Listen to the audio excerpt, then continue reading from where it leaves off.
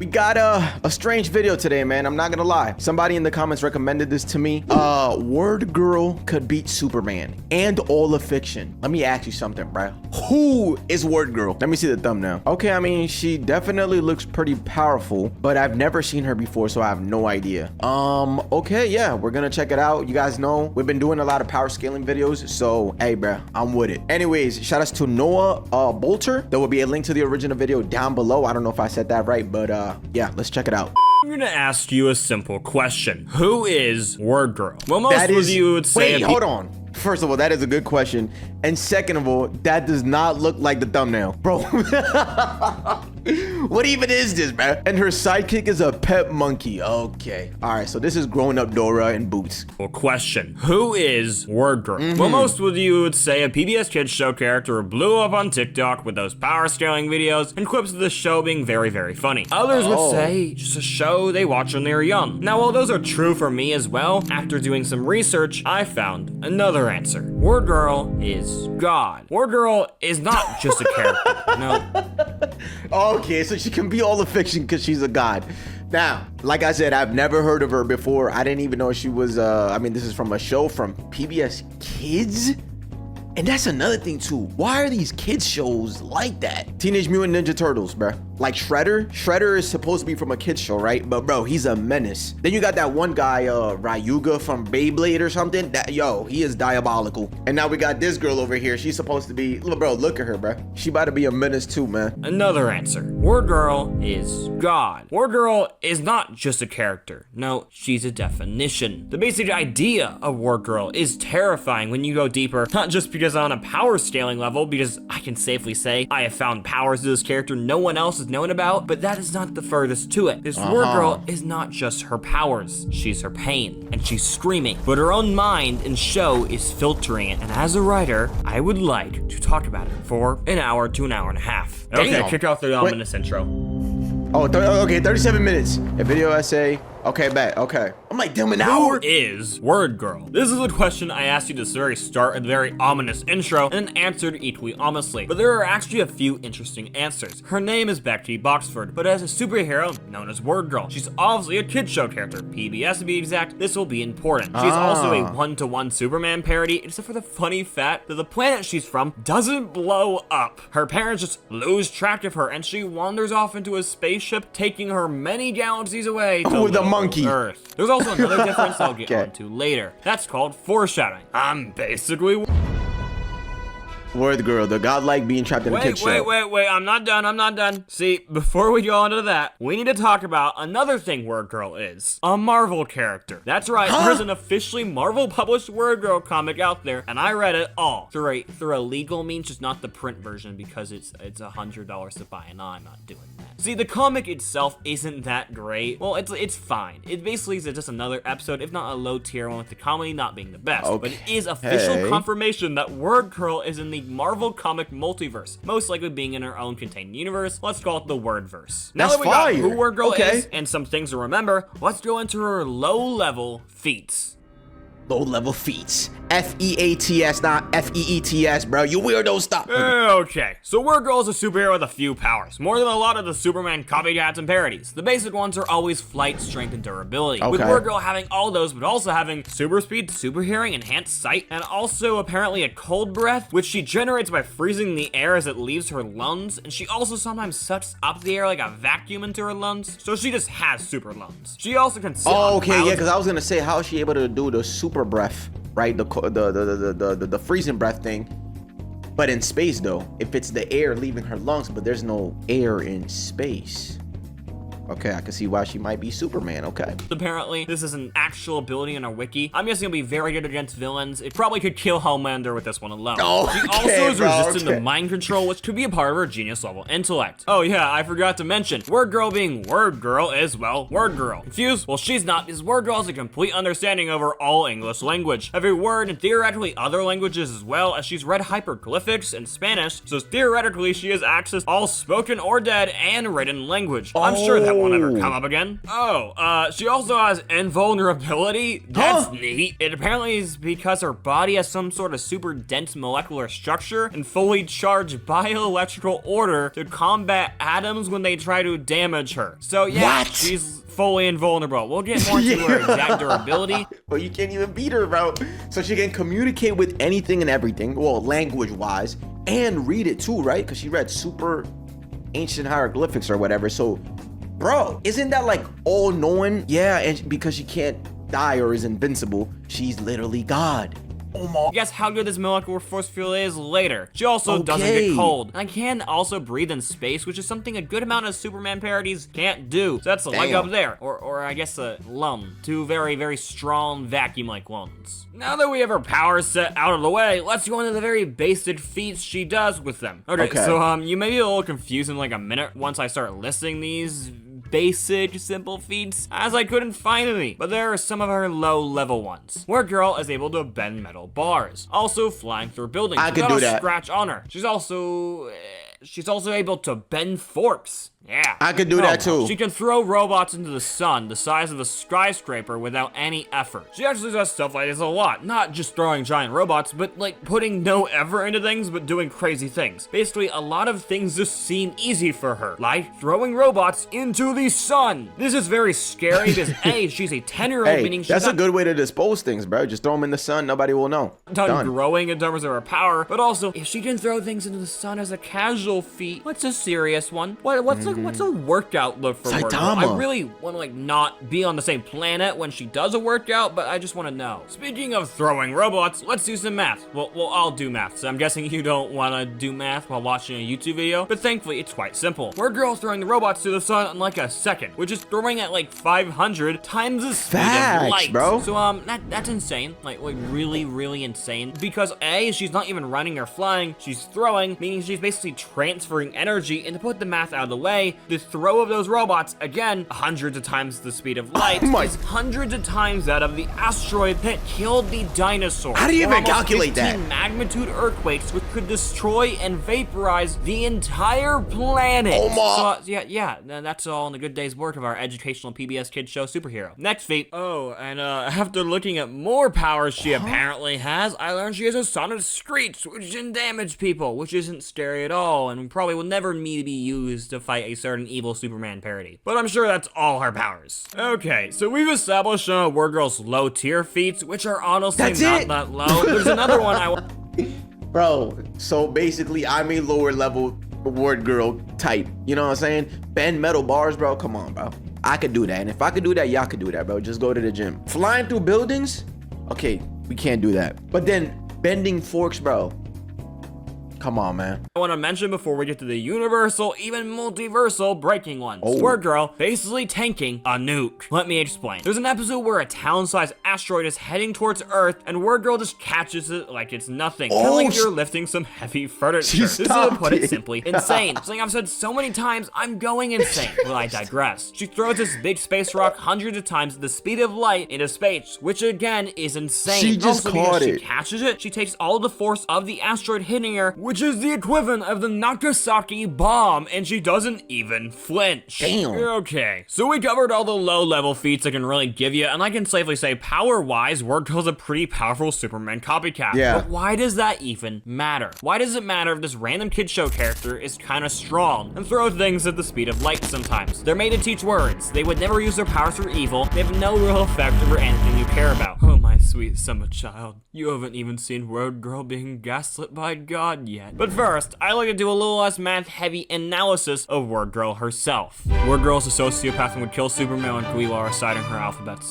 Oh! Maybe. Let me explain. I thought this was a kid show! Is a pretty cool guy. Saves kittens from trees, saves the world from evil aliens, and does weird stuff with pink kryptonite. The Flash, pretty fast, but also a pretty good guy. Homelander, well, not a good guy at all, but he's a supervillain, so you don't expect him to. Same with every evil Superman. Now, is there ever every anime character ever that my horde of anime loving audience wants to see. I know you guys probably wanted something like a Bleach video or a Free Run video or even Dan, but no, you're getting 40 minutes of Wordgirl. Speaking of Wordgirl, she's probably also a good guy, being a superhero and being like, what, 11? So she couldn't possibly have any evil intent, except when she drops animals off skyscrapers and plays catch with them across the planet against their will. Yeah, that's a high-level feat we'll talk about a little bit, but the moral analysis is that I just realized, wait, bro, I just realized what she's doing, bro. She's going around the entire planet however many times before this monkey hits the floor. The animal in question is Huggy Face, a fully sentient living being who just looks like a monkey. He can even fly a spaceship. So not only is she torturing an animal, but she's torturing a sentient being who has no ability to vocalize words, her favorite thing. And of course, his screams can't be heard across the planet. Except they can because she has super hearing. Basically, to put it simply, Wordgirl or Becky has an extreme ego and is very selfish. This actually is on her wiki, and her main weakness being ego and discounting other beings and their worth. Sure, she figures out in the end of every episode usually. It also has a very similar train scene. Ego is crazy. Of Omni-Man where she proclaims the value of a human life. No, literally, watch. Before me, you had a ton of trouble with all these second-rate villains.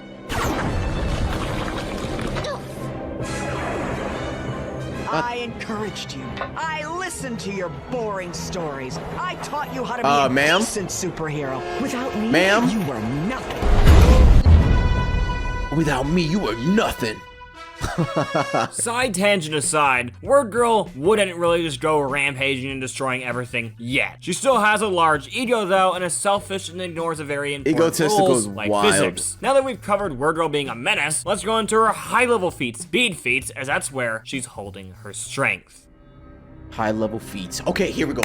Bro, put me on, bro. Come on, man, because I can do all the other ones. The average 10-year-old can run about 4 to 6 miles per hour, which is considered a good jogging speed. The fastest man, Usain Bolt, was recorded to run about 27 miles at his fastest. Are you following along? The fastest aircraft made by mankind, you go about 7,310 miles. Big jump, I know. Keep in mind, that's over 7 times faster than sound, which clocks about 700 miles. Oh, but we're not done. Lightning is about 200,000 miles. Seems like a lot? Well, there's one more thing. Being the fastest man-made object, the Parker Solar Probe, which orbits the sun and moves at about 400,000 miles per hour. What the hell is that? Well, I may have lied to you about that being the last thing, as there's one thing that's faster than anything on this list. Well, anything. Light. Light moves about 67,616,629 miles per hour, which is like a lot. How do you even calculate that? Like, bro, isn't science fun and awesome? This is gonna go off a tangent, but like when people explain something, do you not like get mind blown, bro? Or you just sit there like, well, it's cool. No, bro. How do you calculate that? Is that not lit?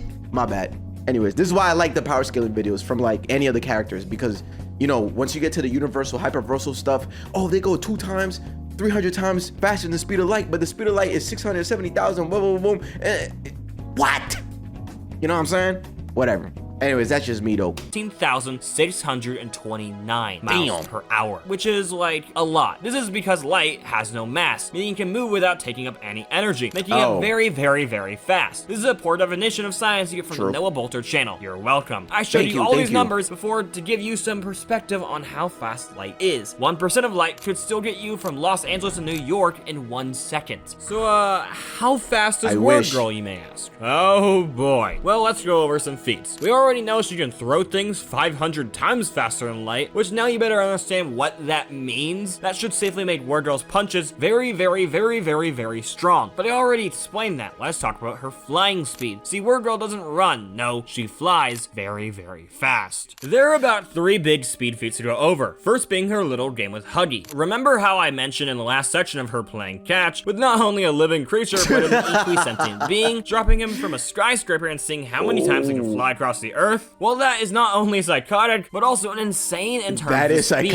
Wordgirl flies across the earth over 5 times in 19 seconds, which is already crazy, especially the fact that she's literally playing a game and is not taking any of this seriously. But that's not all. Why is she catching like that? Because we get a zoomed out shot of Earth on one of her laps. In said shot, she's able to make it around the entire planet in 1 second. This is about 1/7 of the speed of light, or about 14% of light speed, which is again, 1% was crazy, but this is is not the end. Apparently, in those 19 seconds, also able to find, buy, and put on a hat from New Mexico. This is proof she most likely has to have some sort of flash time, perceiving reality slower, or how else would she perceive reality to enter a building? Oh yeah, I said this before. If a speedster can see the world, if he's moving normally, but the world, right, is paused, yo, that speedster, aka Sonic, I guess in this case, like even Flash or Quicksilver did it too in that one X-Men movie. But yeah, those guys are super fast, bruh. Meaning that if Wordgirl did that, like she actually stopped and got a hat, like that means the world around her was paused, bruh, when she was still able to do it 5 times or whatever. Damn. Likely has to have some sort of flash time, perceiving reality slower, or how else would she perceive reality to enter a building and buy a hat? Another feat many folk don't mention, except one person I found on a wiki comment, is a feat made by Wordgirl when she was a baby. Basically, remember how I said it would be important that Wordgirl just got lost and wandered to a spaceship? Well, this is part of the reason. The other part will come later on. Basically, she crawled into the ship Captain Huggy Face, who's a famous pilot on their world, and as they're going on his way, she wakes up and startles him while they're flying deep in space. They end up crashing into a meteor and getting shot way off course. To say to them, Huggy crashes onto a faraway planet, being Earth. The question here is how far they traveled. Well, first off, when this is explained, we are told Lexicon is a galaxy far, far away. Well, the comment on the wiki just chose the closest galaxy to us. This is a lowball though, and could be way, way farther. The closest galaxy is about 2.5 million light years away. Which light years, if you don't know, are the amount of time in a year light travels, and how long it would take for light to get to a place. Oh my god, why is this entire video just a lesson on what light is? That's now that fine. we know the distance, we should look at the time. The sequence of shots of the backstory don't really show everything we need, but it does show that it takes about a few seconds from when the meteor hits them to show them crashing to Earth. This would be a crazy durability feat for Wordgirl, as she survives falling from A, going that fast, but B, just traveling that far is insane. Except that Huggy also survives. Weird. I want you to keep that in mind, being that the backstory and also the weird inconsistency with the fact that the parents don't remember adopting her, and her brother thinks she's not adopted, and this story itself doesn't really make sense, even though I explained all that math. But altogether, this feels weird, but I digress. Another non-speed feat is probably her best strength feat, where a character mentions she can lift a mountain with her pinky like it's nothing, and Wordgirl doesn't disagree, and it's very implied she can. So what does this mean for Wordgirl's strength? Yo, well, after looking really hard for math on this one, I found the average really strong pinky can lift about a few pounds. Remember, Wordgirl's 10, so lifting a few pounds worth of pinky is already impressive. But the quote is that Wordgirl can lift a mountain, and the average mountain is about 6 trillion pounds. Yeah. At least that's what I found from math, which I have no idea how anyone could measure that, but I digress. Does that mean Wordgirl's pinky can lift 6 trillion pounds? Again, mentioned like it's nothing for her. That's literally, I was gonna say that. That's literally like it's nothing, because, bro, a pinky, no one picks things up with their pinky. Meaning that if she's willing to use her pinky, bro, that means she's not trying. Now imagine if she was trying and using like a hand or 2 hands, bro. Boy, what the hell, bro? That means she could double it. Double it to what? 12, 13, 14 trillion, bro?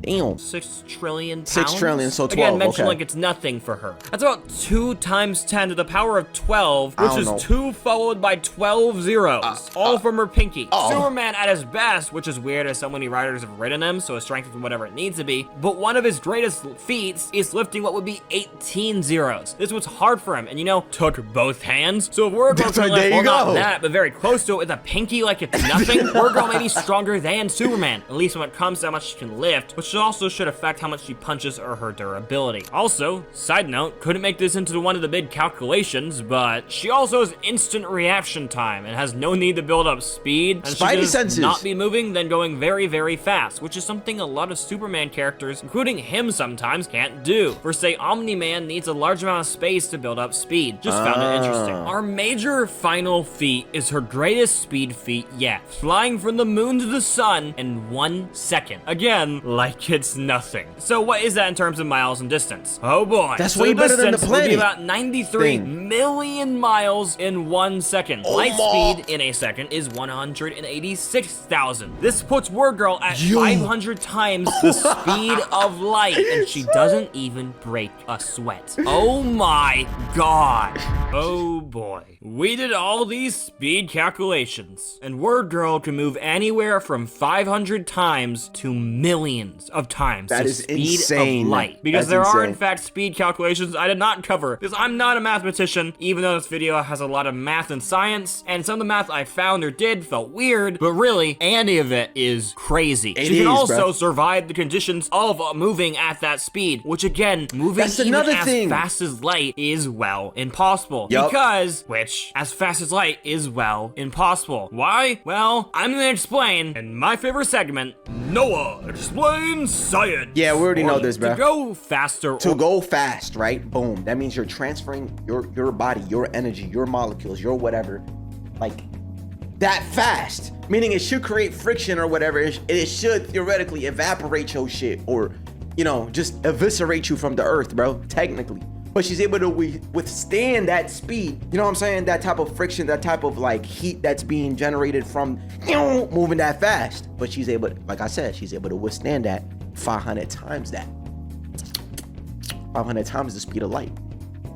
So she's strong. Come on, man. Watch this. That's what he's gonna say to you. Or as fast as light, your mass would become infinite. But that physically is impossible, as the universe does not have enough energy to go infinitely. But because light has no mass, it requires, well, no infinite energy. So, what does that mean for Wordgirl? Well, according to science fiction laws, but also logic, for her to move 500 to millions of times faster than light, then, well, Wordgirl is breaking physics. Let me explain. Yeah, she is. For Wordgirl to travel faster than light, she would have to beat herself when getting from A to B, as she is traveling faster than light. We can actually see this as she flies, as she leaves a trail behind herself, which would be a visual representation of her outflying light. This would be breaking the concept of cause and effect, and to simply put it, she would become a vacuum that sucks up all mass in the universe and basically destroy everything. And should technically be able to time travel, if not already technically time traveling, as she beats light to the place she is traveling to. Still with me? Well, to put it simply, that's cool. Yep, that's what I meant to say. That's exactly what I meant to say. However faster she's running,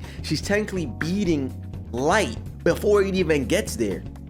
So, oh my God. Wait, I never saw that, I never thought about that perspective before. Come on, bro, you're not paying attention.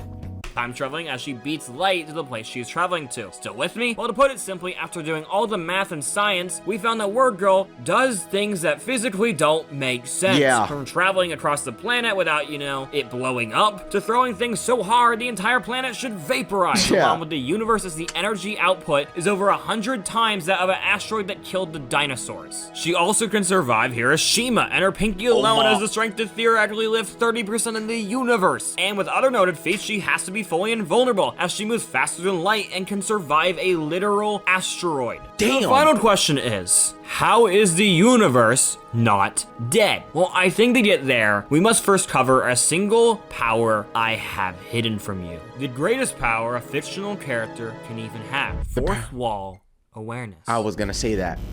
Technically, the power of the Wordgirl, infinite knowledge of all dimensions of space and time. Oh, I was gonna say basically she has the power of the writer, right? Because she could do whatever the writer wants him to do. Very important part of this video, please subscribe. And that is like Superman. Took many weeks to months of my sanity. I'm trying to get 1,000 subs, so I'll be closer than that VPN sponsor. As without it, am I really a YouTuber? Either way, back to the video. Fourth wall knowledge is a really interesting power, and it's basically just a character knowing the fourth wall. The fourth wall being the audience and the existence of the show and the characters as fiction. Being aware that she's in a show. Or She-Hulk have knowledge of the fourth wall, but I do think there's a difference in knowing of the fourth wall and breaking it. Take Dora versus Deadpool. I know, silly comparison, but stay with me. Deadpool always knows he is fiction, making constant jokes about it and even using it to affect his fictional plot. From jumping panels to trying to watch the movie he's in. Dora does not do any of these things. Dora doesn't really have knowledge of the fact that she's in a show, just talks and asks questions. To be honest, she's more likely to be schizophrenic than have fourth wall knowledge. Now, where exactly does Wordgirl fall? Well, Wordgirl in the show constantly reference the fact that the show, with Wordgirl talking from the script and her joy in not following it all the time. But if it was just Wordgirl talking to the audience like Dora, it'd be a little less notable and probably wouldn't even have me making a video. But it isn't just that. No, because I've left out a very important detail, a vital character, if not the most important one. the narrator. All Yup. is as it should be. Oh, Meet my the narrator. I would put day. something on screen, but there's no one to put, as he's a disembodied voice. Or is he? Most kids' shows from Wordgirl's time Hey, have a Vsauce here. narrator. There is an important difference. Like I said before, this show doesn't just acknowledge it's a show, but uses it as a key plot point. The part I forgot to leave out the last time was that the fourth wall breaks always include the narrator. Most Wordgirl fourth wall breaks are by talking to the narrator, and sometimes disobeying him. The narrator is an interesting character. He seems to have knowledge of all things. where have we? I feel like we've seen that example before. Is it in SpongeBob? I know SpongeBob is also crazy powerful, and I think they did that in that show as well. So I'm aware of like this power, this fourth wall break. The script and whatnot. Now that you know of the narrator and how Wordgirl interacts with them, I can bring up how this is an actual notable power. Because knowing the fourth wall and being a show is a very interesting detail, but Yeah. without the next point, it's just a detail. The detail being, Wordgirl can warp reality and not just break the fourth wall in a talking sense, but physically break it. At first, I didn't really believe this, as I couldn't find any examples of Wordgirl using a power to manipulate the world or affect anything from a fourth wall sense. She did sometimes trick the narrator and telling her things, and also somehow did something that was not in the script, and doing things the narrator somehow did not know she would do, meaning she can very much defy the script of the show she is in, but other than that, no real power, except for this scene. Why are you looking at me? We know you know where the butcher went. Well, maybe. Look, even if I do know, I can't tell you. We have a formal way of doing things, And they don't involve me just telling you stuff. And it's formal for you to follow the script and not look to me to give you shortcuts. The script. Okay. All right. Meanwhile, at the store you buy gold. Wait, we're supposed to She switch said, "I'm scenes not before I done." say, oh man. Sorry about that. This scene Yo! literally shows her wanting I ain't done yet. something, the narrator saying, no, Yeah. I can't tell you, and then she just physically grabs the next scene, puts her head over it, and takes a peek. If looking at this Damn. from a logical perspective, then for her body to be over the black outline around the scene, she's basically exiting her fictional world and taking a peek of the next scene from our real world. Wordgirl can transdimensional travel. Screw not having any reality warping abilities, she has the ability to see into the next scene against the narrator's will. Wordgirl's able to define the narrator himself in the confines of her show for her own personal gain. That's lit. So the only question is, what can't she do? I feel One like thing I'd Saitama like to does talk that about too, no? more on the idea of what I'm doing than the actual Wordgirl. I am analyzing a kid's show, making theories about it, and talking about the writing like I would with a renowned, well-made movie or film. Now, the common argument is, why? Why are you making an hour-long video about a show made for literal preschoolers? The writers didn't intend any of this. It's made to teach kids words. There's nothing beyond that. L ratio, blah, blah, blah. Well, to be honest, you're right. The show is made for preschoolers, but it's also very evident that this show has a lot of hard work put into it, from the Yup. writers to the animators to the voice actors. Like, look at this scene for Bro, example. they don't make shows like this anymore, bro. I got put onto a lot of things, a lot of feats that, you know, again, Shredder, Ryuga from Beyblade, SpongeBob, bruh. Like, shows back then meant something. And I'm talking about all of them, like the Nickelodeon shows, the Disney shows, Cartoon Network. Like, they felt very special, and they had passion behind them, bro. Now, what? Come on, bruh. I'm still just Becky Botsford. But you're also much more. You're Wordgirl. When Wordgirl's trying to say she's not different, she's just Becky, she's normal, the first thing her friend sees is her feet hovering above the air. Not exactly normal, but to Wordgirl, it is. And throughout the entire show, it is shown that she forgets her powers make her different. She's not normal, she's not even human, and this scene doesn't need Violet going, oh, but you can fly, like I'm doing right now. Because the writers are good enough to know when to give it up to the audience and let them figure it out. Very you know, nice. preschoolers. That is a level of respect Wordgirl gives to its audience, and I think it deserves respect for it. Sure, they're not an Avatar or an Owl House, where the show is very much falls between age groups. No, this is a show for very small children, just a good one, and that's why I think it deserves to be treated as, well, good. It deserves for me to look at the writing as intentional, even if not every bit was part of a greater theory or story. Another question I know a lot of you, including myself, asked earlier is why the Earth has not imploded, or the universe vaporized, or just her villains turned to red paste. What is that like, Wordgirl's about? main foe is a scientist who steals cheese. How does the Superman level character have a hard time with that? Well, I actually think the reason is because it's a kid's show. Now, at first you may think this is me undermining the show like my opponents may, but no, I am simply saying the truth. Wordgirl is a show watched by small children. That is the audience. The difference between other shows watched by small children is Wordgirl herself knows about the audience, and she is warping reality itself, holding not just her punches, but the laws of physics to her will to make the show suitable for airing, all in a deep... Yeah, because she's also... So not only does she know the narrator, but she's also aware that there's a script. Because the narrator was like, you know I can't help you. You know you have to follow the script. Right? So if she knows that there's a script, that means she knows that she's in a show, which means she knows that she has to hold her punches or whatever. So like the audience could watch the show and enjoy it. Come on, bruh. Fear of the show being canceled. Don't Yeah. believe me? I didn't either until Wordgirl came knocking and defined a new word: censorship. Oh no, not censorship. Wordgirl is a kid's show, meaning you can't show the world blowing up, because A, there'd be no more show, and B, that'd be a lot of death for a PBS show. Same with turning her enemies to paste. Wordgirl doesn't kill them because she's still a written character on PBS, but I feel like there could be an in-universe answer still, especially because Wordgirl and the narrator know about the outside world, so maybe the outside world's answer is the same as the in-universe one. The reason Wordgirl doesn't destroy the world every moment is because it's a kid's show. She holds back for the kids. There's actually a whole scene where she tells another hero to hold their punches, to build suspense, not for the villain's sake, but for the audience. Actually, I think I can break out of this pretty easily. No! A superhero needs to know how to build suspense so the audience gets excited. Really? Okay. I mean, I'll never break free of this heavy cage with my not strong arms. In fact, I don't even have arms!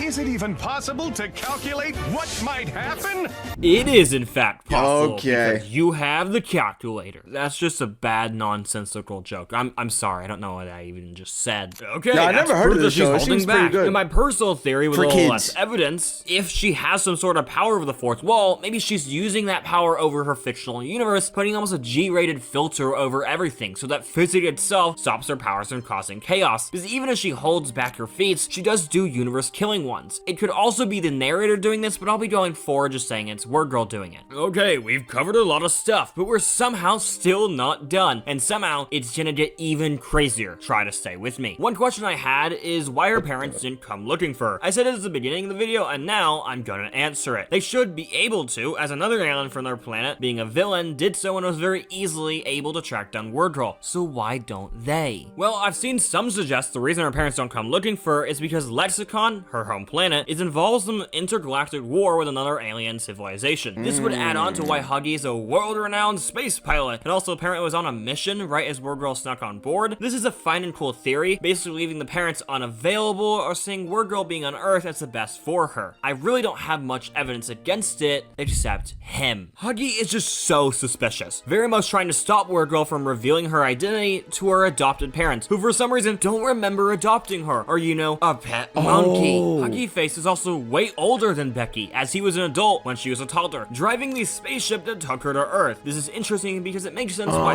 Becky wouldn't really... So could the monkey, right, could Huggy have done something to the parents to make them forget that she's adopted, and to, I guess, like, not have them be aware that Huggy's a monkey? You know what I'm saying? To go home, but why doesn't Huggy? He is a literal brother. He's a grown adult who goes on dates and flies spaceships. Why does he not want to go home? At first I could see it as it being the war, but like if there was a literal war, wouldn't someone mention it? What about Miss Power, someone from Wordgirl's home planet, or the narrator, or just Wordgirl as she has knowledge over the fictional universe, in return should know exactly what is written in the script, meaning she should know about her origin. Plus, again, everyone in the show is just so suspicious, I swear. For example, Huggy is practically tortured by the cast, mainly Wordgirl, by being treated as not only a sidekick, but a pet, put in literal diapers. This is a 30-year-old man. Why would he let this happen? Why doesn't he just go home? Fight in the war if there is one, or, you know, just go home. Unless he's not allowed to go home. Unless there is someone or something stopping him from leaving, forcing him to watch and follow Wordgirl's every move, The to audience? play a part in someone's sick, twisted game. But no, that couldn't possibly happen, right? I would notice it, right?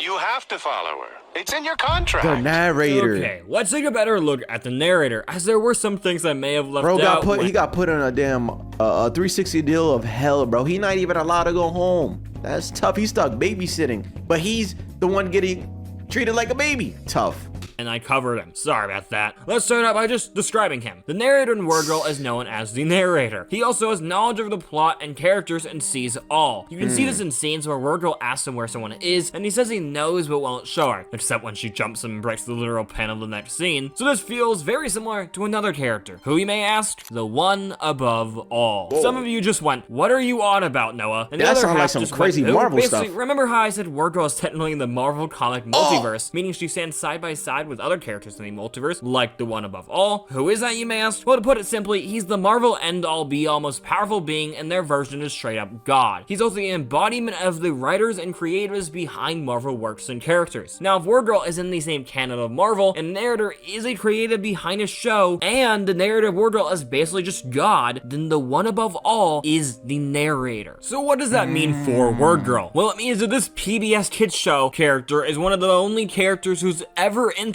with the one above all, with the show having easily the most appearance of him as a literal main character featured in every episode, and that alone is just insane. But there's more. Now that we know who the narrator is, we can take a better look at his manipulation. Case A, the contracts. Throughout the show, he addresses characters when Wordgirl's not there about their contracts, and about having to follow her and fight her or just be her friend. I showed you this with the scene between the narrator and Huggy, but there's plenty of examples of this throughout the entire show. This, when looking at it not from a show contract to a god of the multiverse forcing a character to do something, and the contract being some kind of soul contract, makes you look at things way differently. So, are we finally done? Well, I thought we were, to be honest, until I had a single thought. A thought today I would regret, as it sent me down a rabbit hole that I had to dig myself, as no one has gone this insane. The thought was, what if the Wordgirl universe isn't a normal universe, but a carefully built one to hold her, made by the one above all? This could explain why the universe is a very weird one, and how its tone is so different than the rest of Marvel, why PBS of all places is airing it. So I did some more digging. This made the backstory Huggy told her definitely fake. At first, I thought she could be a Beyonder baby or something, which is a really strong Marvel alien species, but to be honest, there wasn't really any concrete proof on that, and it just seemed like Wordgirl could be a random powerful being that even the one above all is interested in. This isn't the rabbit hole that truly broke me though. What is? What if every villain and main character in the show is taken from another universe, and then some sort of weird Wordgirl kids show filter warps them into a different version of themselves? Maybe I couldn't find someone for Wordgirl, but she is the main character and the reason for all this. But the side characters, well, that's where things got interesting. Well, what the hell? Well, I couldn't find any monkey characters in the Marvel multiverse who were similar to him, but then I thought outside of the box. Stay with me. Universal owns Curious George, and they once owned the Hulk, who is a Marvel character. The one above all is the writer and embodiment of creativity and producers, aka the studio behind the creations of Marvel characters. Okay. Then fourth, all the studios have ever had access to Marvel characters, which means that the one above all should have control over all characters owned by any company who's ever had access to a Marvel character at a time point, because he exists outside of time. Right. OMG, Curious George is in the Wordgirl universe, and he is a multiversal Wordgirl version of Huggy Face. His wiki even says he likes flying planes. You know who else likes flying planes? This intergalactic alien monkey, except he's not an alien, he's Curious George! He even denies in this fourth wall break interview in the Wordgirl comic published by Marvel. I knew this comic would be important. Okay. I think That'd be crazy if that was true. Right. Wait.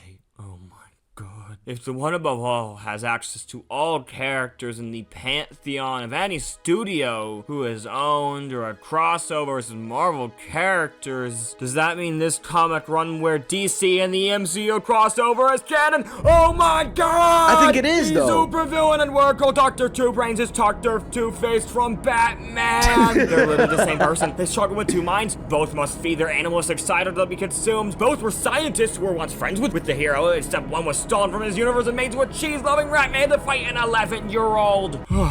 Okay, I think we're finally done. I'm so sorry to any headphone users, is what I would say until I noticed this. There's more. I was scrolling a wiki page and found a credit for a voice actor who is well known for a certain character, Tom Kenny, voice actor for TJ, Wordgirl's brother. If the one above all is the embodiment of all creative people behind the show, he is the embodiment of Tom Kenny, which means any character played by Tom Kenny is an access to the one above all. Oh my god, SpongeBob is Wordgirl's brother! Need proof TJ doesn't like lemons. Guess who also doesn't like lemons? SpongeBob is in an episode where SpongeBob is a superhero. I knew they were an evil connected. Organization called Lemons. Oh my god! Okay, that was a lot. I know, it was a little bit insane, and I am so sorry to headphone users, but what can I really say? Studying Wordgirl lore for this long should drive anyone to This the guy end. has completely gone insane, bro. He has looked at every wiki. He has read every book, every comic, everything, bro. He's lost it. But I'm not done. As I still have a there's really more. important question I want answering.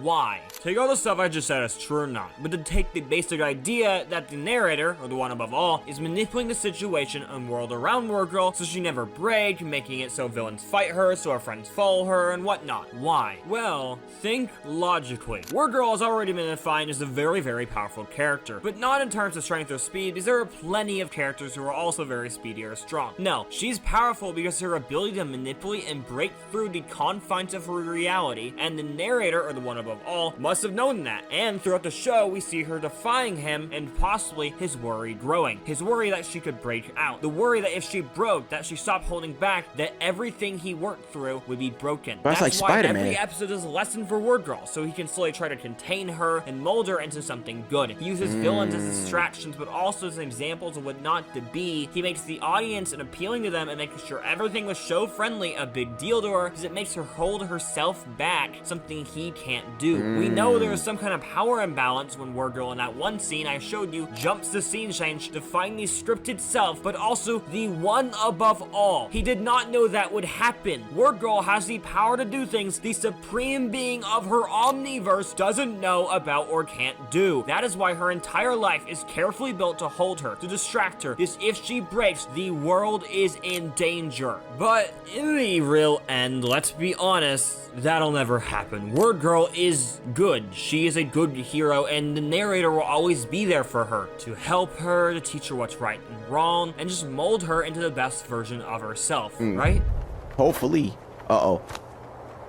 Okay, so you made it to the final part of this video. Good job. Because now that you've done Thank you, brother. we can finally answer the real question that this entire video needs answering, at least for me. Why does any of this matter? I've asked you this before and then gave reasons that fit those Hey, bro, you parts, gotta and to connect be it all, honest, bro. It'll be the same here, but I will say this answer is my best one. See, for most of this video, I've been listing you crazy feats, connecting shaky dots, and sometimes connecting things that actually make some good insight, making some fun commentary, which is what, in the end, I'm trying to do. This may be a very stupid video, but it's an important one to me, so I want to give it the best ending I can. And that means not just ending it Understandable. off with listing another crazy feat I forgot to mention. No, because the end of this video is the beginning to a story you'll never see, because it was cut before it could rise from the ashes. Let me explain. If you did not know, Wordgirl was cancelled, which is really funny because throughout the entire show, Wordgirl herself does make some slight hints that she is very worried about the audience and them losing interest. Meaning, if you think about it, this is like her worst fear come true. Now, the show ended with a finale that, even with how crazy this entire video is, this finale is what actually broke me. Now, what was the finale? Well, it was two things. First, it was really action-packed and really delivered on what the last few seasons of the show were building, with an overarching story between Wordgirl and another alien trying to manipulate her in being evil and helping both of them to take over the world. It's beat for beat Invincible Season 1 really, but you already kind of knew that. See, what really made this ending crazy and memorable for me was the ending. See, in this finale, Wordgirl's best friend Violet found out she was Wordgirl. Becky tried to explain she didn't mean to lie, but Violet just felt too disconnected. Like, now that she knows Becky really isn't just her friend, she's Wordgirl, she's now a superior, not a peer, and that just breaks her, and Violet simply can't forgive Becky. I'm calling her by her name here because for the first time in her life, she isn't invincible. Sure, she can take a nuke or fight off an invasion, but she can't stop her friend from leaving. You think so, she knows everything apparently, but sometimes, even when you assume you know everything you don't think of the least expected, marking off the possibility and assuming in your own answer because you've seen it all. Every episode goes the same way. Wordgirl fights bad guys, wins, and in the end always has Huggy, her family, and Violet until she doesn't. And guess what? That's how the show ends. The show ends with Wordgirl crying on her knees because she doesn't feel super anymore. But her friend says she's not even human. What does Wordgirl do? Her friends don't want her. Her mentor just turned out to be an evil supervillain, Omni-Man her way into Earth, and her life is just falling apart. She stops holding back? She could go to the narrator, except,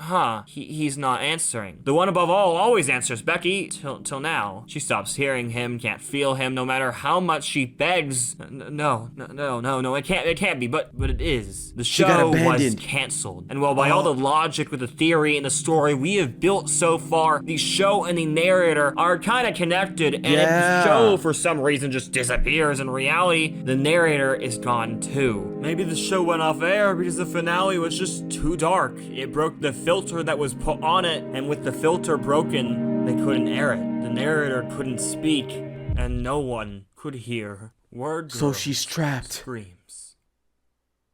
Damn. Was that the end? Oh, damn. Thanks for watching. Hey, that was fire, bro.